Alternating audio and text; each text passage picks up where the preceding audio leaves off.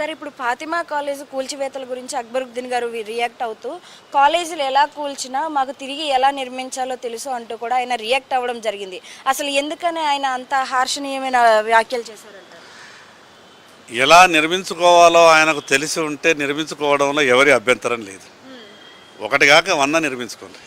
కానీ ఈరోజు ఉన్నటువంటి హైడ్రా ఏదైతే పేదలకు మీద పడి హడావిడి చేస్తున్నదో ఆ హైడ్రా మిగతా పెద్దల మీద కూడా అదే రకమైనటువంటి హడావిడి చేయాలి.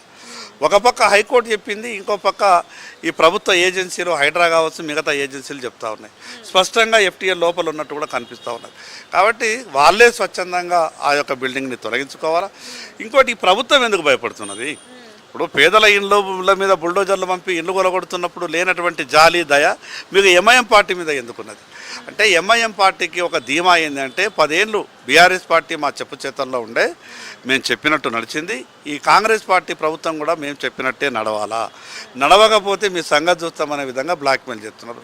కానీ బ్లాక్మెయిల్కు ఈ ప్రభుత్వం భయపడుతుందా, లేదా చట్టం అందరికీ ఒకే సమానం ఒకే తీరు అనేది నిర్ణయం తీసుకుంటుందా? ఈ రాష్ట్ర ముఖ్యమంత్రి గారు నిర్ణయం తీసుకోవాలి.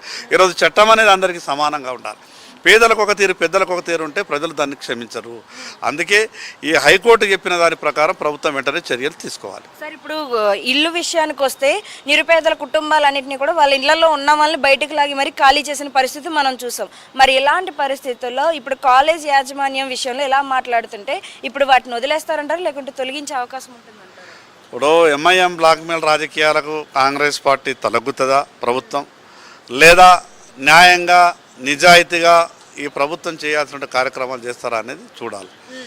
చివరిగా హైకోర్టు చెప్పిన తర్వాత కూడా ఈ ప్రభుత్వంకు బుద్ధి రాకపోతే ఇక రేపు జరిగేటటువంటి నష్టానికి కాంగ్రెస్ పార్టీ సిద్ధంగా ఉండాలి. ఇప్పుడు ఎంఐఎంఏ కదండి, ఇప్పుడు ఆంధ్రప్రదేశ్ను తెలంగాణ విభజన సమయంలో వద్దు అంటూ నినాదాలు చేసింది. మరి అలాంటి ఎంఐఎం పార్టీకి ఎందుకని కాంగ్రెస్ పార్టీ వెనకతలు వత్తాసు పలుకుతుంది అని కూడా కొంతమంది మాట్లాడుతున్నారు. సో దీనిపై మీ ఒపీనియన్? ఏ తెలంగాణ రాష్ట్రం రావద్దని బలంగా కోరుకున్నది ఎంఐఎం పార్టీ. ఆ రోజు టీఆర్ఎస్ పార్టీ ఎంఐఎం పార్టీకి మోకరిల్లింది. ఎంఐఎం పార్టీ చెప్పు చేతల్లో టీఆర్ఎస్ పార్టీ మొత్తం 10 సంవత్సరాలు ఉండే. ఈరోజు కాంగ్రెస్ పార్టీ కూడా అదే పంతాన్ని ఎంచుకున్నది. ఎందుకు ఇంత భయం? మిగతా వాళ్ళ ఓట్లు ఈ సమాజంలో లేవా? కేవలం ఒకే వర్గానికి సంబంధించినటువంటి ఓట్ల మీద మీకు ఎందుకు ఇంత మమకారం? ఆ రకంగా బ్లాక్మెయిల్ రాజకీయాలకు మీరెందుకు తలొగ్గుతారు? అంటే ఈరోజు తెలంగాణ రాష్ట్ర ప్రజలకంతా కూడా అర్థమవుతున్నది. టీఆర్ఎస్ బీఆర్ఎస్ పార్టీ కానీ కాంగ్రెస్ పార్టీ కానీ వీళ్ళంతా కూడా ఎంఐఎం పార్టీ చెప్పు చేతుల్లో కీలు బొమ్మలని. ఎంఐఎం పార్టీలో చేతిలో కీలు బొమ్మలైనటువంటి ఈ 2 పార్టీలు తెలంగాణకు ఎట్టి పరిస్థితుల్లో వాళ్ళ ద్వారా న్యాయం జరగదు. అందుకే ఈ రాష్ట్ర ప్రజలందరికీ మేము అప్పీల్ చేస్తూ ఉన్నాం. బీఆర్ఎస్ కాంగ్రెస్ పార్టీ అవలంబిస్తున్నటువంటి విధానాన్ని ఒక్కసారి గమనించండి. 10 ఏళ్ళు బీఆర్ఎస్ పార్టీ ఏం చేసిందో మీకు తెలుసు. ఈ 2.5 సంవత్సరాలుగా కాంగ్రెస్ పార్టీ ఏ రకమైనటువంటి వ్యవహారం చేస్తున్నదో తెలుసు. అందుకే ఆ 2 రాజకీయ పార్టీలు ఈ తెలంగాణ రాష్ట్రం నుండి తరిమేస్తే కానీ తెలంగాణ ప్రజలకు న్యాయం జరగదు. సార్ గురుకుల పాఠశాల నిధుల విషయంలో అన్యాయం జరుగుతుంది అంటూ అని అన్నారు. అయితే దాని తర్వాత హరీష్ రావు గారు ఇటు గన్మైక్ అని అన్నారు, ఇటు కాంగ్రెస్ వాళ్ళు గన్మైక్ దగ్గరికి రండి అన్నారు. ఇటు చూస్తే హరీష్ రావుని కావాలని కాంగ్రెస్ పార్టీ వాళ్ళు పోలీసులను పంపించి ఆపారు అని అంటున్నారు. అసలు ఎవరిది వాస్తవం అంటారు?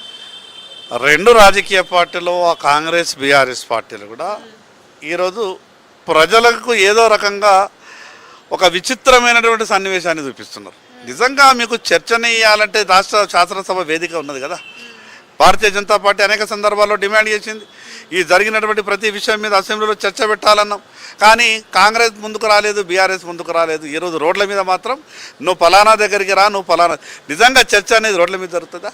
రికార్డులు అనేది రోడ్ల మీద ఉంటుందా? ఇది కేవలం మీడియాలో ఒక హైప్ క్రియేట్ చేసి ప్రజల్ని మభ్యపెట్టేటటువంటి కార్యక్రమం మాత్రమే 2 పార్టీలు చేస్తుంది. మరి లక్షల కోట్ల విషయాలు జరిగింది, దోచుకుంటున్నారు బీఆర్ఎస్ వాళ్ళు అనేసి ఇటు కాంగ్రెస్ వాళ్ళు వాదిస్తున్నారు. కాంగ్రెస్ వాళ్ళేమో 2.5 ఏళ్ళు మీరు అధికారంలోకి వచ్చినా మీరేం పొడిచారు అన్నట్టు వీళ్ళు మాట్లాడుతున్నారు.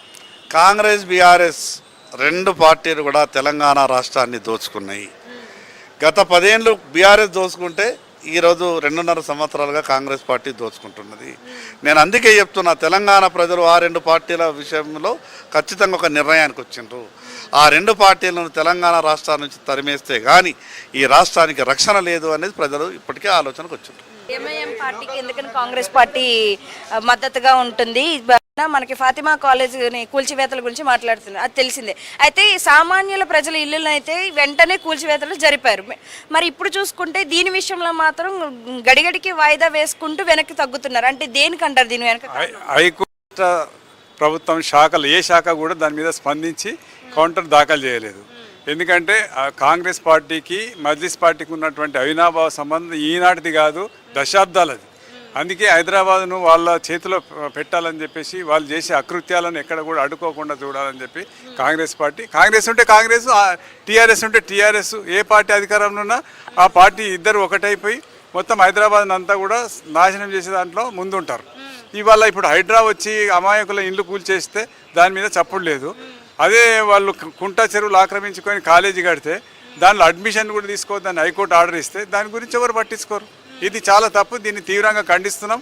ఎట్టి పరిస్థితుల్లో దాన్ని కూల్చివేయాలి. చట్ట ప్రకారం ఆ చెరువులను రక్షించాలని భారతీయ జనతా పార్టీ డిమాండ్ చేస్తుంది. అదే చూద్దాం, ప్రభుత్వం ఎలా కూల్చదో మేము కూడా చూస్తాం. సార్, ఇప్పుడు ఎంఐఎం పార్టీ రాష్ట్ర విభజన జరుగుతున్న సమయంలో తెలంగాణ విడిపోవడానికి మేము ఒప్పుకోమని తిరిగి మరి అదే టీఆర్ఎస్ తో అంటగాగిరు కదా 10 ఏళ్ళు. ఇప్పుడు కాంగ్రెస్ తో అంటగాగుతారు. అంటే ఎవరు అధికారంలో ఉంటే ఆ పార్టీని వాళ్ళ కట్టుబాటులో ఉంచుకొని దాని ద్వారా వాళ్ళ పనులు సాధించుకోవడం, పైరవీలు చేయడం ఇది మజ్లిస్ పార్టీకి మొదటి నుంచి అలవాటు. దీన్ని మొదటి నుంచి కూడా బీజేపీ వ్యతిరేకిస్తుంది. కాబట్టి ప్రజా ప్రయోజనాల దృష్ట్యా దాన్ని తక్షణమే వాటిని కూల్చివేసి మరి సమన్యాయాన్ని పాటించాలని భారतीय जनता पार्टी डिमांड करता है। कॉलेज में जो ये चल रहा पोजीशन दुकानों का केसीआर तो पहले के नहीं हुआ और अपना जो है कांग्रेस की पार्टी जो है वो बोलते हैं आने जाने को तकलीफ हो रही, तो उसका पूरा जो है टुड़ाने के लिए वो कर रहे हैं, तो कोई उससे प्रॉब्लम नहीं है। और रोड चौड़ी हो रही, ट्रैफिक हो रहा, वो हो रहा, तो अच्छी बात है वो। लेकिन क्या गरीबों को भी कहीं जगह देना रहने के वास्ते। अब वो लोग अभी दाल रोटी कमाने के वास्ते बैठे ना मैडम, उसके वास्ते भी कुछ में कुछ मतलब बंदोबस्त करना, इसके बाद फिर वो लगाना जो भी है। Okay right. So Fatima college వచ్చేసి ఎంఐఎం పార్టీ కా కాలేజ్ है। Okay madam. సో ఇప్పుడు హైడ్రా కమిషన్ ఫాతిమా కాలేజ్ ని కూల్చివేయడానికి వెనక రీజన్ ఏంటంటే नहीं मैडम, वो ऐसा कुछ भी नहीं है। जो भी मतलब आने जाने वालों को तकलीफ हो रही, जो भी उनका वो हो रहा, उसके वास्ते ये करे। अब इसके वास्ते में भी अबू लेना गरीबों के लिए जगह दे रहा है।